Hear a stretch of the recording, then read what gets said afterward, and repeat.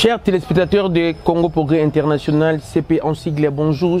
Comme d'habitude, c'est toujours moi, votre envoyé spécial Titine Joly. Aujourd'hui, je viens auprès de vous pour parler un peu de la situation politique de notre pays. Comme vous savez, le pays va mal. Le pays va vraiment mal. Le pays va vraiment mal. Il y a des guerres partout. En fait, il y a l'insécurité partout. Il y a la guerre qui a repris à l'est de notre pays. Il y a le fumet de chambre de M23 qui ont décidé d'attaquer les positions de notre armée nationale FRDC. Gloire à Dieu, notre armée toujours supérieure au front. Donc on a de gagner le terrain. C'est depuis le samedi que nos soldats, nos femmes, soldats, des vrais Congolais, sont en train de défendre notre territoire. Ce n'est pas notre problème. Lorsqu'on avait divisé l'Afrique, nos ancêtres n'étaient pas là. Ils étaient au Berlin. Ils étaient à Berlin là-bas, en Allemagne. Nous, on n'était pas là. Conférence de Berlin, on n'était pas là. D'ailleurs, à l'époque, on nous considérait comme des sous-hommes chez les Blancs. On n'était pas là. Mais nous, on a hérité un pays avec 2 345 000 km². C'est ça notre pays. Nos ancêtres nous ont laissé ça. Donc, nous sommes obligés de défendre notre pays, notre territoire. 2 345 000 km². Donc, si aujourd'hui, dans la génération d'Abisso, nous acceptons de reculer d'un pas, on a trahi mémoire de Tchèque Tshisekedi, on a trahi mémoire de Lumumba, il y a Mobutu, il y a Laurent Désiré Kabila, il y a Papa Joseph, Papa Nyoso Touana, il y a Tchombe, Moïse Tchombe, il y a Roi Congo, il y a Mwanta Yamfu, tout trahi mémoire de Bango. Nos ancêtres nous ont laissé RDC Ndenge Zaka Kabongo. Comme on a changé dans le territoire à territoire. Vous savez, le juif à l'époque, ils ont armé. Pourquoi ils ont armé? Mais à chaque fois qu'ils ont attaqué Bongo, nous avons suscité comme Moutoumoko. C'est comme nous. Nous avons armé, sous-estimé, donc, notre armée, notre pays est en guerre. Ça, c'est une agression. C'est une évasion rwandaise. Qu'on se le dise la vérité. Pourquoi notre président Félix Tshisekedi ne veut pas dire la vérité que nous sommes attaqués par les Rwandais? Prisonniers de guerre, ce sont des militaires rwandais. Il faut que le président Nabiso Atika Marmorobake. Non, Paul Kagame, frère. Non, Paul Kagame, ce n'est pas notre frère, c'est notre ennemi. Papa, Paul Kagame, ce n'est pas notre frère. Paul Kagame, c'est notre ennemi. Qu'on se le dise la vérité. Banda comme président de Rwanda, biso na est, on a malheur. Alors pourquoi? On n'a pas besoin de Robin frère Nabiso. Au moment où il Museveni, il y a un temps, à comment qu'il ennemi Nabiso, mais il a compris que non, ça ne sert à rien. Donc les ennemis Nabiso, les loyaux, ils sont au Ouganda, c'est bon. Ouganda va bounder en Rwanda. La qui s'engage de guerre à 6 jours, et bien go. Ouganda n'a pas fout un bon, de dommage interdit, fout encore de dommages à la famille. Mais Rwanda boyati les lots. Les lots tous au Bunda na est kuna. Les militaires il y a Ouganda, les UPDF, les côté FARDC, et des bisous. C'est ça vos âmes, vos âmes à vendre en Ebongo. Vos bébés vont évoluer, mais Rwanda, il est tombé pour ça.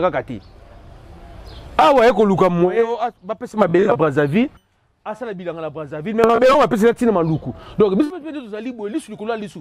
Le photo qui mango, tout ça poste avancé, et na fleuve. Ko ba obi ba yana ba nini. Sur ça, il est à Brazza, c'est bon, occupé. Mais ce qui est kaka, bloc Moussa Salara, obi ba beti. Parce que tu comprends, ah, qui est belle à Tanzanie. Alors, c'est belle à Brazzaville, ah, mais il y a Maloukou à Rara, dans Gamakuna.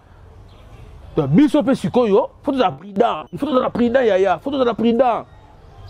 Faut la prida. Mais apparemment, ce sont des peuples, des vigilants, mais l'autorité n'a biso, mais toujours oublié. Mais toujours oublié, comme vous savez. 2023, les alliés année électorale en RDC. Élection 2006, vous savez bien, Bana Kalwandenge Soukaka. Trouble Bima, Bakoufana ba ville, lance roquette et bêtement dans la ville. Vous comprenez? Soda Bemba, ça va spectacle impossible dans la ville. Tout le monde est en go, tout le monde a une image de Zarazarati Lilo. Des gens qui ont été bendana, Bana Bakangamana Bekol, Bakoufa. 2011, même. Mais ça c'est bêta. Papa Tchekena, Mbutu. Toi et à Tour Oyo, on a combattu papa celle qui doit Raïs à stopper. Au moins Raïs ouana. Le bazar a pas photo ligne dans Mboka. Mais là, ça la bise vraiment que non. abendani na ya tiki bo continuer na bi processus na binoma fatiba bima quelque part Johanna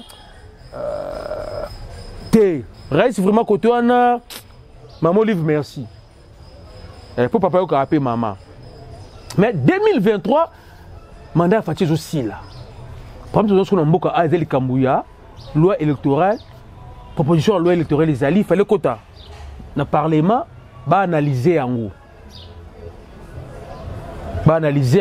mais mbutu ezali kuna mbutu tinde tozolo baboye makila etangi lisusu ngai na lobi loko te bota non image obona ozongela bino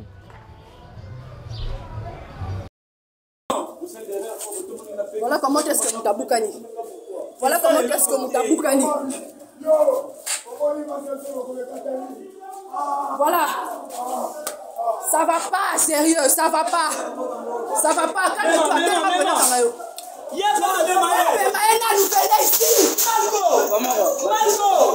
les gars, s'il vous plaît, vous êtes tous mes mamoudou, non? Vous êtes des gars qui ont les calmes par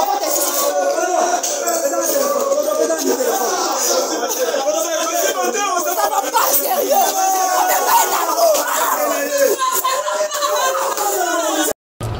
Bomoni binomoko bloc to boye na mboka ndango to kufa na este to kufa na Ituri to boye ki makambo makile tanga lisu na mboka oyo pour makambo élection mais tela ko to komi non année électorale té batu ya SID batalamuka bakene de ko sa sitting na devant parler du peuple balobike loi à proposition à loi wana oyo za parler du peuple avant ça la analyse d'examen nango il faut consensus salama. Ça veut dire quoi? Bato union sacrée, bato société civile na ba vanda ba solo là. Ba solo là, ba yeba qu'est-ce qu'il faut na ma solo. Ba c'est le consensus bantu ba yokani après ba ke kuna kota la loi wana, ba c'est l'examen ensemble. Ça on peut m'abêter. FC Sabia okota na été. Si ba ça ba analyse go examen loi na FC Sabia okota na été.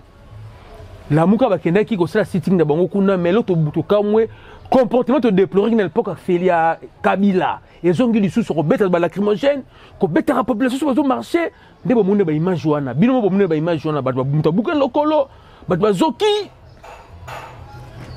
tout ça et comme na mtu afati makamutu otondo boya pa Kabila yango siko comme ko zonga lisu na mboka oyo fati zota osolola na batu na yo zota osolola na batu surtout ba conseil na fati.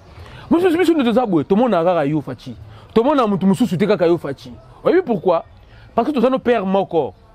Papa Tien Tshisekedi, on a papa Nabiso, papa de la nation. Ils ont débat dans Lumumba, sur la papa moko. Bana Mobutu, tu as papa moko. Bana Bakassi, tu as papa moko. Bana Mouzé Kabila, tu as papa moko. Ba Ibrahim Kabila, tous, ce sont nos frères. Tu as papa moko.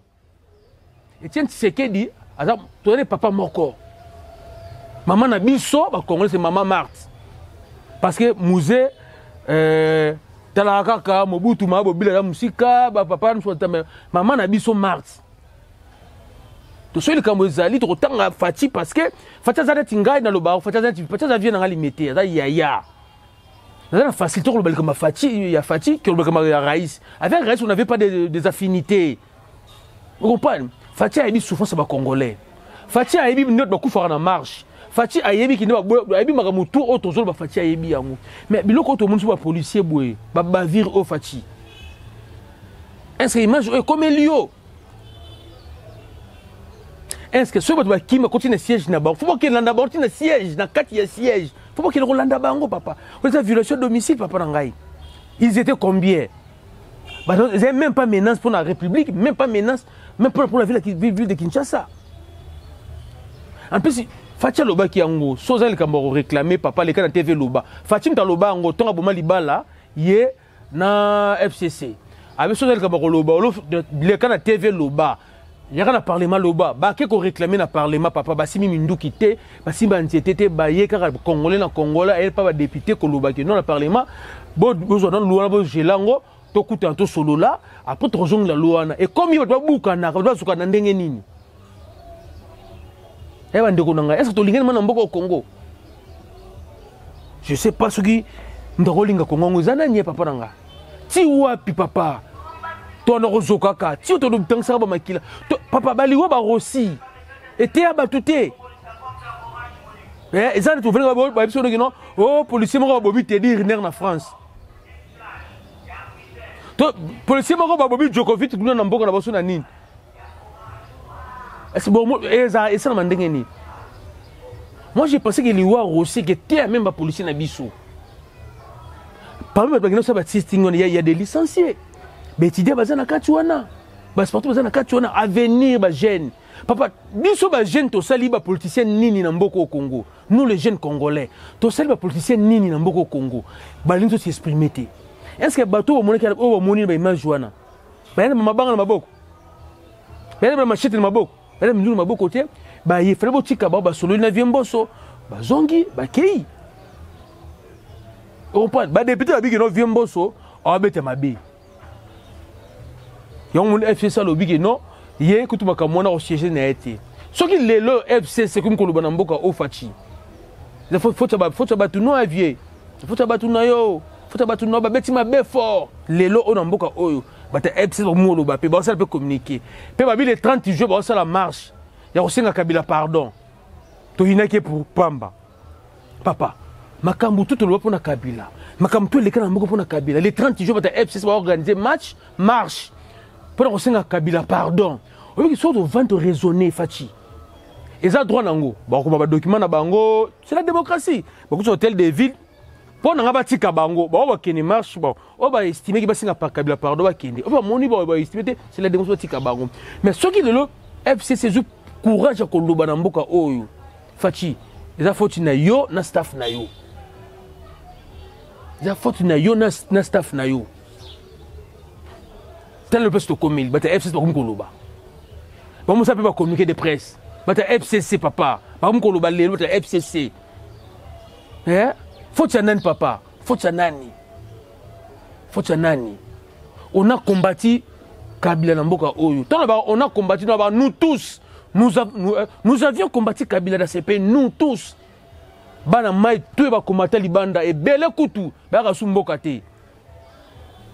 C'est l'intérieur. C'est parce que vous les politiciens vous nous avez dit même ce qui biso que Kabila un démon. Kabila c'est le démon RDC c'était Kabila ndenge bino boloba na biso. Mais to comme comment on a que non Kabila on peut R moko bope ana peut démon peut te. Peut-être un nègre même sous esprit kaka, mais des démons. Parce que bino suko batu o benga Kabila démon. Tout ça ce qu'on a bino moko awa bino moko ba saint. Vini toujours vivre sous namboka o. Hein?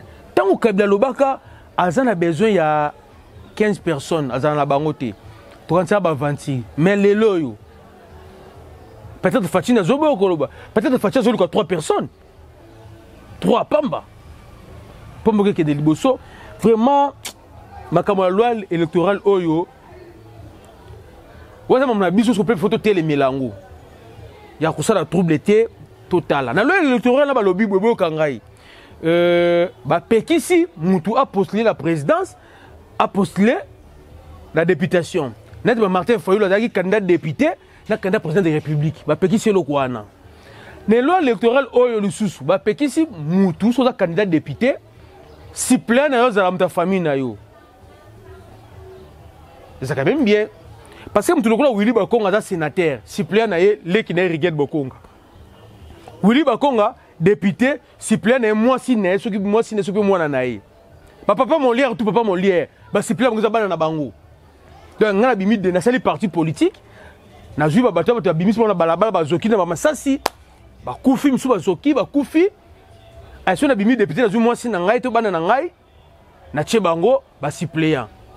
Baboyi yango bloke beleza ya malamu peza na kati ya loi wana ya mabepe ezalme ya malamu peza nango neti wana mibale na tangeli bino wana so postuler la députation aux candidats à la présidence té so postuler la présidence aux candidats à la députation té so ko postuler suppléant na yo za ndeko na oti on appelle ça CPL nango za bloke kitoko mais likambo yo ko sala kokuta na basa la dialogue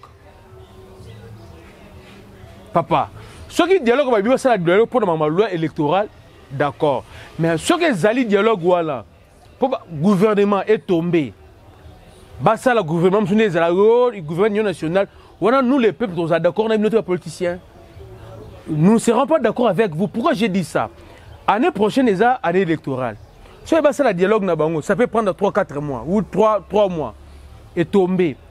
C'est le gouvernement Sika. Le gouvernement est tombé. Tout ça, on a un bon côté. Il faut pas bima. Indemnité de sortie. Il faut que ça soit bon.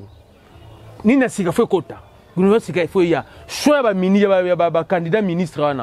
Ne pas voir la partie. Donc comme en 2023, pour 2023, l'élection peut être un glissement.